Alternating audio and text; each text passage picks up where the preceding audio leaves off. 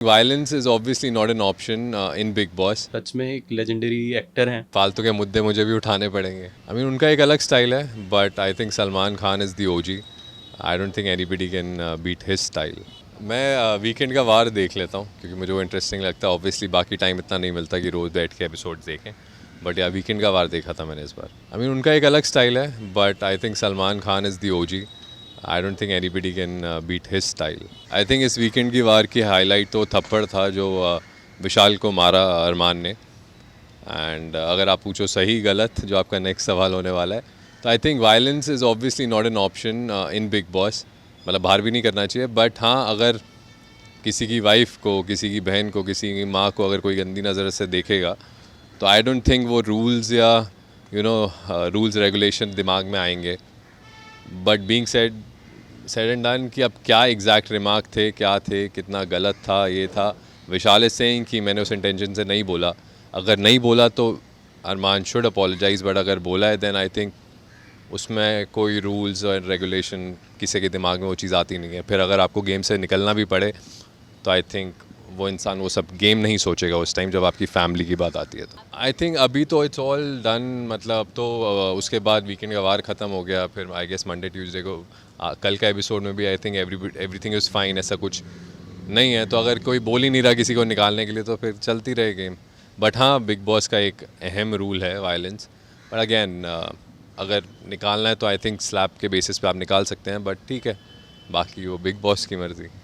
मैंने इतना फॉलो नहीं किया है ma'am, but I think big boss में फालतू के मुद्दे तो ऑब्वियसली आएंगे ही आएंगे, वरना अगर सब शांत हो जाएं और कोई लड़े ही ना तो फिर वो इंटरेस्टिंग भी नहीं होगा। Because I think big boss लोग इसलिए देखते हैं क्योंकि झगड़ा होता है, धक्के। मतलब बिग बॉस में पिछले सीज़न में धक्के वक्के भी दिए हैं, पर इस बार थोड़ा ज़्यादा हो गया, थप्पड़ मार दिया फर्स्ट टाइम।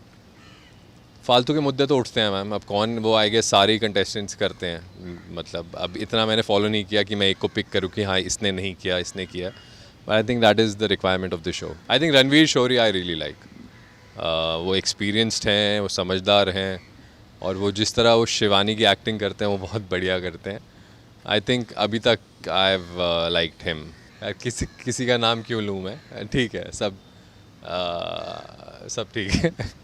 मैम मुझे 2-3 बार आया है, अप्रोच किया है कलर्स ने, because I have done 3 shows with colours. तो एक वो रिलेशन है मेरा और कलर्स का, and I am grateful two colours for giving me good shows. Specially I think मैं पिंजरा खूबसूरती का नाम लेना चाहूँगा, बहुत अच्छा शो था कलर्स का। और बिग बॉस की हमारी मीटिंग्स हुई थी, but honestly I am not ready for a show like that, तो मैंने इसलिए मना कर दिया। बट नेवर से नेवर क्योंकि फालतू के मुद्दे मुझे भी उठाने पड़ेंगे। मुझे भी किसी को धक्का देना पड़ेगा, लड़ाई करना पड़ेगा, जो मैं नहीं चाहता मेरी फैमिली बैठ के देखे कि उनका बेटा क्या कर रहा है। बट ठीक है, रिस्पेक्ट टू दोस्त जो वहाँ जाते हैं, because it's not an easy game. बहुत मुश्किल शो है, मेंटली आपको बहुत हिला सकता है वो शो। तो ह्यूज रिस्पेक्ट जो भी लोग जाते हैं उस शो में। Nothing against the show, it's just that I don't think I am prepared for that show. I would love to, उसकी भी हमारी मीटिंग्स हुई थी, बट कुछ फाइनलाइज नहीं हो पाया। बट अगर वो होगा तो I would definitely take it up. I am a fan of his movies, of his personality, और जिस तरह वो खतरों के खिलाड़ी होस्ट करते हैं, वो मजाक मस्ती के साथ साथ, तो वो काफ़ी इंटरेस्टिंग होता है। तो मज़ा आएगा उनके साथ अगर मैं उस शो में जाऊँगा। बहुत लाइट हार्टेड भी है, साथ साथ बहुत स्टंट्स भी हैं, तो it's a mixture of drama, entertainment and thrills. मुझे रणवीर शौर्य बहुत पसंद है। वो सच में एक लेजेंडरी एक्टर हैं। तो मुझे उनका काम भी, पहले भी मैंने उनकी फिल्म्स देखी हैं, मुझे बहुत पसंद है। अभी एक शो में कहा भी गया उनके बारे में कि he is a master class in acting. अच्छा लगता है, ओवरऑल शो अच्छा लगता है, पर मेरा फेवरेट रणवीर शौर्य ही है। मैं वहीं वहीं जाऊँगा, वही जीते।